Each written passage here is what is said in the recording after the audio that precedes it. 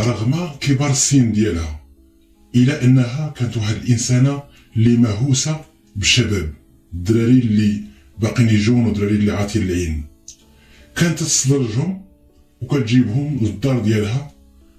وهاد السيده هذه كانت لاباس عليها وكتهلا فيهم وكيوقع داكشي اللي في بالكم. ولكن الغريب هاد الشباب هادو بعد ما كيتعرفوا عليها كيختفيو نهائيا ومباقيش تعرفوهم فين تيمشيو. وهاد القضيه هادي غادي يختفيو فيها بزاف ديال الشباب وغادي تحير المحققين. هاد السيده هادي اشنو كدير لهاد الشباب هادو بعد ما كتستدرجهم وكيوقع اللي وقع؟ وهاد الفلوس اللي عندها منين جاتها وكيفاش تلات القضيه؟ هادشي اللي غادي نتعرفوا عليه في القضيه ديال اليوم. بقاو معنا. السلام عليكم. القضيه ديال اليوم غادي تسافر بنا الى مدينه الدار البيضاء. واحد الشاب اللي الاسم ديالو رضا. هاد الشاب هذا كاين حاضر من نواحي مدينه الدار البيضاء. هاد الشاب كاري هو الاصدقاء ديالو في مدينه الدار البيضاء وخدام وكيمشي عند الاهل ديالو غير مره في الاسبوع.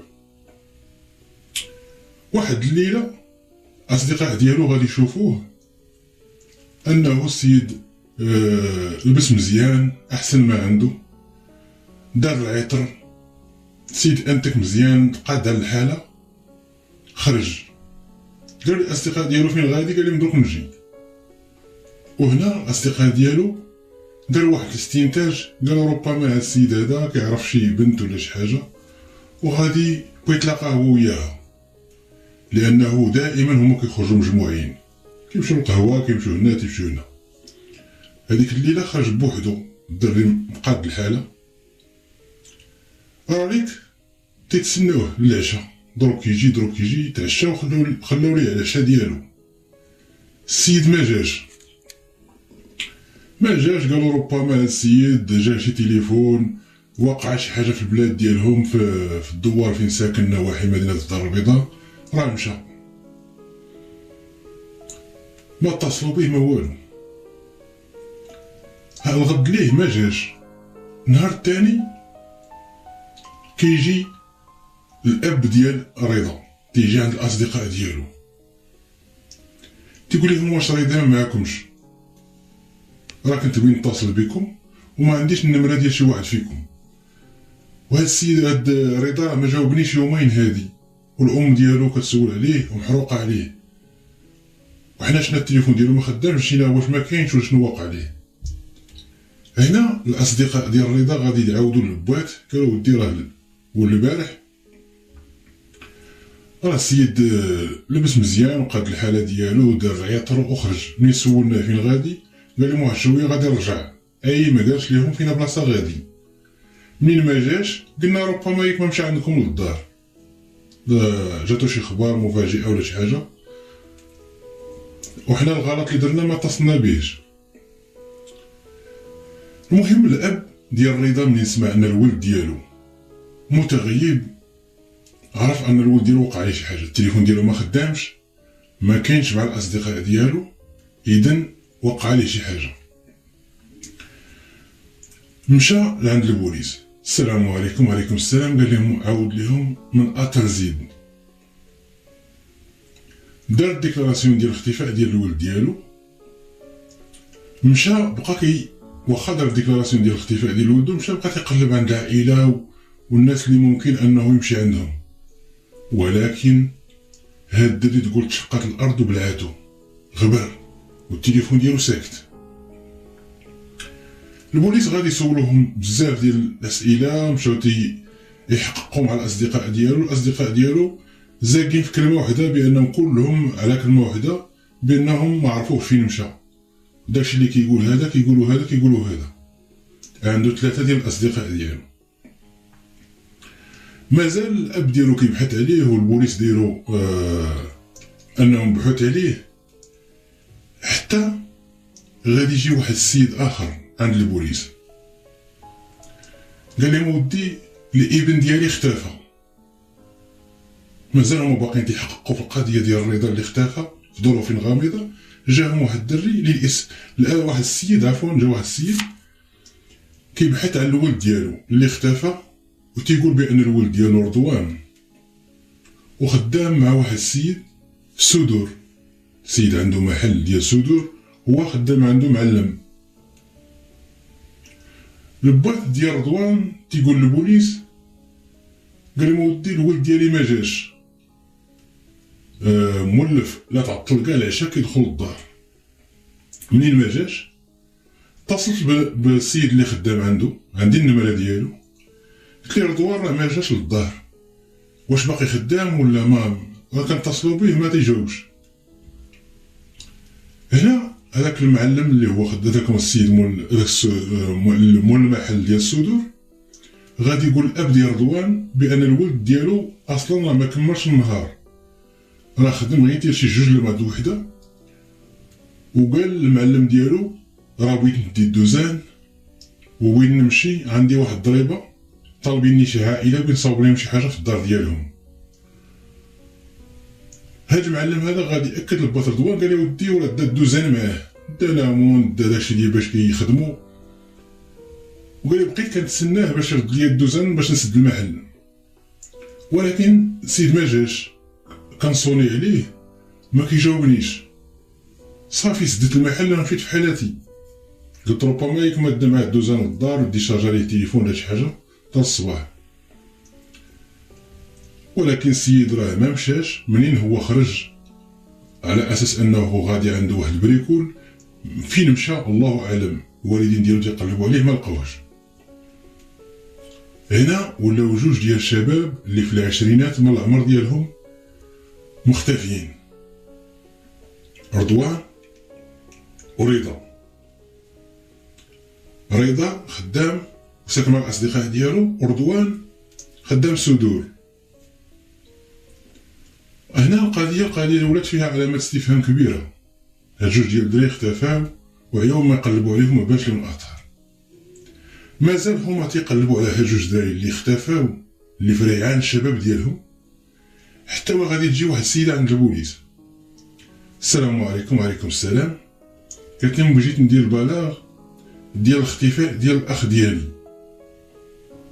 قالت لهم الاخ ديالي الاسم ديالو عبد الرحيم، وراه خدام في البنكه، راه اختفى، التليفون ديالو ساكت، عينا ما نتسناو فيه، مشينا كنقلبوا عند عائلات كنقلبوا الاصدقاء، التليفون مازال ساكت لحد الان، وحنا متيقنين بان هاد الدري وقعت ليه شي حاجه، هو موالف هادشي ليه، دائما ما كيتعطلش، وإلا عنده شي غرض ولا شي حاجه وبغا يتعطل كيعيط لينا. هنا قضيه حماضت بزاف، ولات علامه استفهام كبيره بزاف، لانه 3 ديال الناس اختفاو في ريعان الشباب ديالهم، عبد الرحيم اللي هو خدام في البنكه، رضوان الصدور، ورضا اللي هو ساكن مع الاصدقاء ديالو واللي من نواحي مدينه الدار البيضاء. فين مشاو هاد الشباب هادو كاملين؟ وهنا على الامن خاصو يتحرك ويدير مجهود لا غاية تكبر الحصيله اكثر. جات واحد الفكره للمحققين بانهم غادي يعرضوا الارقام ديالهم على شركه اتصالات المغرب باش يشوفوا واش هاد الشباب الاختفاء ديالهم عندهم علاقه ب3 ولا كل واحد يختفي بظروف بوحده، واش عندهم شي اتصال مع شي حد ولا شي حاجه. خصوصا ان غادي تجي معلومه بان عبد الرحيم كان تيهضر مع قبل ما يختفي، كان تيهضر مع واحد السيده كبيره في العمر. منين عرضوا الارقام ديالهم على شركه اتصالات المغرب، غادي ترد عليهم شركه اتصالات المغرب بان هاد 3 ديال الشباب كلهم تيهضروا مع رقم واحد، وهاد الشباب هادو واحد ما كيعرف واحد، كل واحد من منطقه. داروا التحقيق عليهم، المحققين داروا عليهم لونكيت، عرفوا انه هاد الناس ماشي من عائله ماشي اصدقاء، كل واحد منين، ولكن كلهم كتصل بهم واحد الرقم وكيتصلوا به، غادي يبوانتيو هذاك الرقم يشوفوه ديال من، ولكن للاسف كيلقاو هذاك الرقم مولاه ما مسجلوش، اي ما داش ليه كونترا، شاري رقم مجهول استعملوا، سكتوا لانه كيتصلوا به كيلقاوه ساكت. هاد القضيه هادي ما عطاتهمش والو. اش غادي يوقع في هاد القضيه وشنو التحول؟ واحد عامل نظافه بعد ما كيسالي السيرفيس ديالو كيهز واحد الكانشو وكيمشي كيبوعر كيستي دوك البقايا من ديك واحد المزباله وكيعاود فيهم البيع تيعاون بهم الوقت. الوقيته هو اللي كيزاول هذاك المهام ديالو، غادي يلقى واحد الميكا كحله حلها وتما غادي يضرب منها واحد الرائحه اللي كريهه جدا، وفيها شاب مقتول ولكن بدا تتحلل، اي بين داز على الوفاه ديالو مده طويله، اي بدا تتحلل وبدا كيعطي الرائحه. هاد عامل النظافه غادي يجي عند البوليس وعاود لهم شنو لقى. البوليس غادي يمشيو معاه لعين المكان، عيطوا السياره ديال نقل الاموات دات هاد الجثه ديال هاد الشاب هذا اللي هي في بدايه التحلل. ما لقاو معاه حتى شي حاجه اللي كتفيد الهويه ديالو، وحتى البصمات اللي بيهزوهم ليه ما بقاوش لان السيد بدا كيتحلل. وهنا غادي يصعب على المخزن غادي يصعب على المحققين انهم يوصلوا للهويه ديالو. غادي يشوفوا البلاغات ديال الاختفاء، الله وعسى يلقاو شي حد مبلغ الاختفاء ديال هاد الشاب هذا. تيقلبوا تلقاو 3 البلاغات ديال الاختفاء ديال شباب في العشرينات من العمر ديالهم، رضا وردوان وعبد الرحيم. غادي يستدعيو الاهل ديالهم وغادي يقول لهم ودي اجي تشوفوا واحد الدري راه لقيناه مقتول ولا الملامح ديالو تغيرات لانه بدات كتحلل. غادي يجيو العائلات ب3 ولكن ما غاش يتعرفوا لان الوجه ما بقاش الملامح ديالو هي هذيك، حتى حاجه ما بقات هي هذيك. وكان عندهم شكوك العائله ديال رضا بان الولد ديالهم هذاك. هاد الشكوك هادي غادي يخليو المحققين غادي يهزوا منهم الADN وغادي يقارنوها بالADN ديال الجثه، ومن خرجت النتيجه كتخرج النتيجه ايجابيه، اي هو هذاك الولد ديالهم رضا.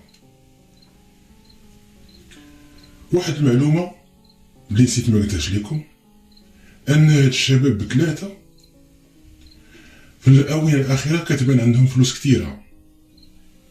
لا رضا اللي ساكن مع الاصدقاء ديالو تيقولوا بان صاحبهم مؤخرا شرا تليفون اللي غالي وبانت عليه فلوس، تشري حوايج وبانت عليه فلوس.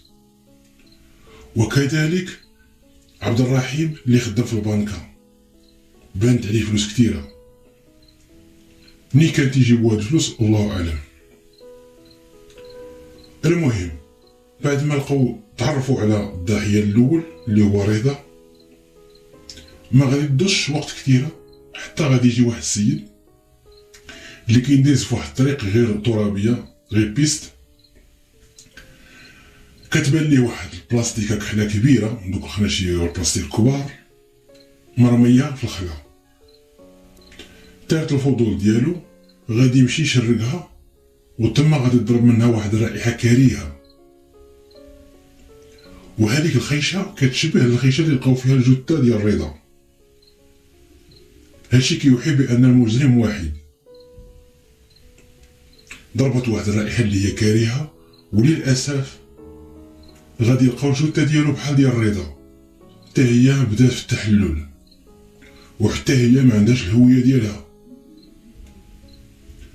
غادي يديروا نفس البلان اللي داروا مع رضا مع الضحيه ديال رضا. غادي يستدعيو العائلتين ديال رضوان وديال عبد الرحيم بعد ما لقاو البلاغات ديالهم دايرينهم الوالدين ديالهم انه الولاد ديالهم اختفاو. عيطوا ليهم. وهنا غادي يكون شبه قريب لرضوان، غادي يهزو من العائله ديالو لاضئين، وغادي يقارنوها مع الضحيه اللي لقاها هذاك السيد في الخلا، وغادي تخرج متطابقه تماما. وهنا عرفوا هاد الشباب انهم مقتولين بنفس الطريقه، لانهم بعد ما تعرضوا على الطبيب الشرعي، الطبيب الشرعي تخرج لهم نتيجه تقول لهم بان هاد الشباب ماتوا بعد ما تناولوا واحد المشروب اللي هو فيه منوم كبير، ومن بعد عاد تقتلوا بضربة غادرة. وهنا كيوضح أن المجرم يا إما ضعيف يا إما امرأة، شي واحد اللي ما قادرش يواجه الضحايا ودار هاد الخطة باش يسهل عليه أنه يقتلهم. بعد ما تعرفوا على جوج الشباب بقى ليهم واحد ما تلقاهش، لا حي ولا ميت، اللي هو عبد الرحيم. العائلة ديالو كيجيو يسولوا عليه ما بانش. واحد القضية نسيت ما قلتهاش لكم، الميكة الأولى اللي لقاو فيها الضحية رضا لقاو معاه واحد الرسالة، ومنين فتحوا ديك الرسالة كيلقاو فيها واحد التاريخ مكتوب فيها غير التاريخ بوحدو، مكتوب فيها حتى شي حاجة. ونفس التاريخ غادي يلقاوه مع الجثة ديال رضوان. هاد التاريخ هذا غادي يخلي المحققين يديروا علامة استفهام، وغادي يعرفوا ان المجرم واحد. اولا نفس الساشيات ديال الميكات فاش تلقاو مقتولين، ثانيا الطريقة باش تقتلوا، وعلى حسب التقرير ديال الطبيب الشرعي تيقولوا بجوجهم تناولوا منوم في العصير. هادشي ما يمكنش يكون صدفة بين مجرم واحد. بعد ما خرجوا بهذا الاستنتاج هذا غادي يهزوا هذاك التاريخ اللي لقوه في الجوا، سواء مع الضحية الأولى ولا مع الضحية الثانية، وغادي يبداو يفكروا هاد التاريخ لاش دار زعما، وبداو تيقلبوا في الارشيف ديالهم. الله وعسى تكون شي واقعة وقعت في هذاك التاريخ اللي هو مكتوب في الجوا، وان المجرم بيوصل لهم شي ميساج ولا شي حاجة. تيقلبوا حتى غادي يلقاو هذاك التاريخ. وقعت هذاك النهار اللي في هذاك التاريخ وقعت واحد الجريمة. واحد السيد يلاه تزوج، غادي تلقى مقتول هو والزوجة ديالو، وهاد القضية هذه ما تعرفش المجرم.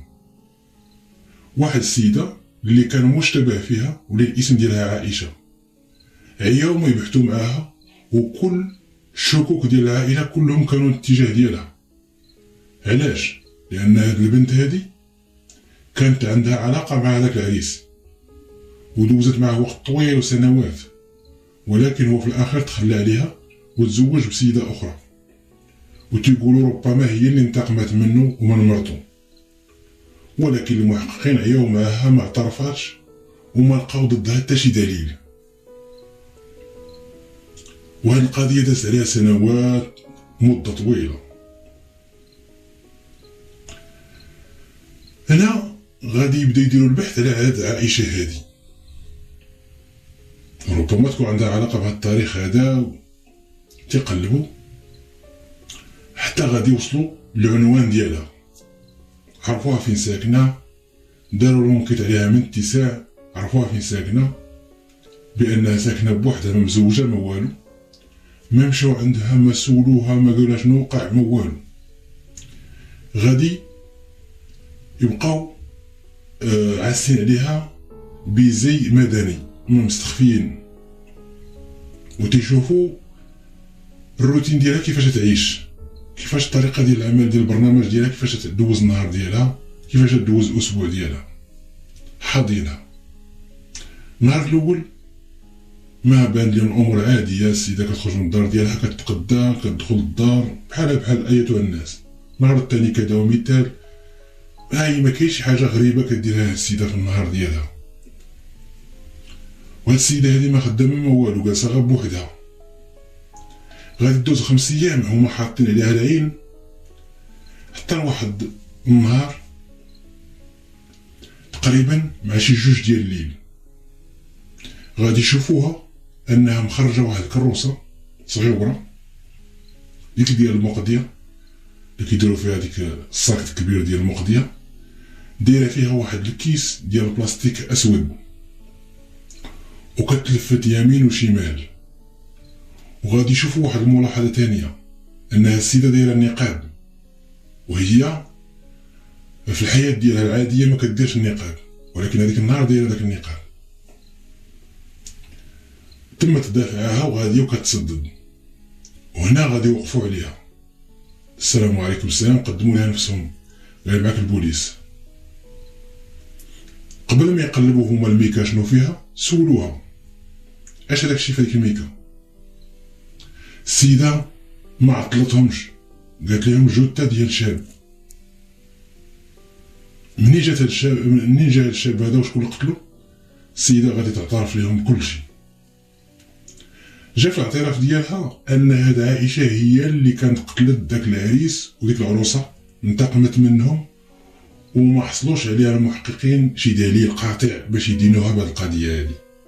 هادشي جا في الاعتراف ديالها، كتقول بان داك السيد ضيع على الشرف ديالها، ضيع على الوقت ديالها، وفي الاخر تزوج بالصديقه ديالها. غدر 2 مرات، غدرها انه تخلى عليها، ثانيا تزوج مع الصديقه ديالها.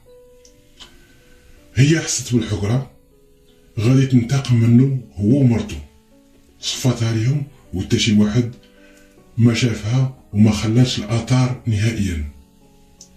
ولكن رغم انها انتقمت ما بردش ليها الغليل ديالها. ومره كتقول لهم كنبدا كنتفكر داكشي اللي ضيع ليا في حياتي، وكتجيني بحال الهستيريا وكنقول ننتقم من شي واحد. مؤخرا غادي تورث شي ورث كتير، شي فلوس كتيره، لان القضيه اللي ورثت هي كانت في المحاكم مطولات. ومنين كان الحكم النهائي السيده باعت الارث ديالها وغادي تشد فلوس كتيره. منين شدت هيك فلوس بدات كتستدرج الشباب، وبحكم ان السيده واخا هي كبيره في العمر باقا مهليه في راسها، كتبقى كتضر بالشباب وكتغريهم بالمال وكتغريهم بالعلاقه السريه. وفعلا الدراري كيطمعوا في الفلوس، رغم ان هي قد الام ديالهم ولا كبر ما كيمشوش معاها بدافع انهم بيديروا معها علاقه. هما كيديروا معها علاقه ولكن الهدف ديالهم هو الفلوس. السيده كديهم النهار الاول كتدور معاهم، كتوهمهم بان الامور غادي تدوز مزيان. السيد كيلقى راحتو، كيكون النهار الاول خايف وحاضي معاها، ولكن من بعد كيولي يجي عادي وكياخد راحتو. وهذا الشيء اللي كتبغي هي، حتى تياخد راحتو وكدير ليه منوم. بعد ما كدير ليه منوم وكتيقن بانه شد فيه مزيان، كتجيب شي موس من الكوزينه وكتصفيها ليه. وهاد العمليه غادي ديرها معاهم كاملين. شكون هو داك الشاب اللي حصلوها هزاه؟ هو عبد الرحيم، هي الجثه الثالثه. واحد القضيه كانت تدير انها ما كترميش هذوك الضحايا حتى تيكونوا ولا فيهم تحلل، باش ما يتعرفش الهويه ديالهم، باش ما يعرفوش هاد الناس هادو شكون. ولكن العلم راه تطور، واخا ما يكونش البصمات راه كاين حوايج اخرين اللي تعرف بهم الضحيه شكون هو. هاد السيده هادي في المجموع صفاتها 5 ديال الناس. داك السيد اللي هو يلاه تزوج والعروسه ديالو و3 ديال الشباب، ورغم الكبار ديال السن ديالها ما القانون ما غاديش يرحمها وغادي تحكم بالمؤبد موقوفه التنفيذ. اي واحد وصلت لها الدقيقه هذه خلي لي تعليق مكتوب فيه تم باش نعرف الناس اللي وصلوا حتى نهايه القصه. وما تنساوش اخوتي اللايك وبارطاجيو هذه القصه مع الناس اخرين للعبره. الى حلقه جديده ان شاء الله.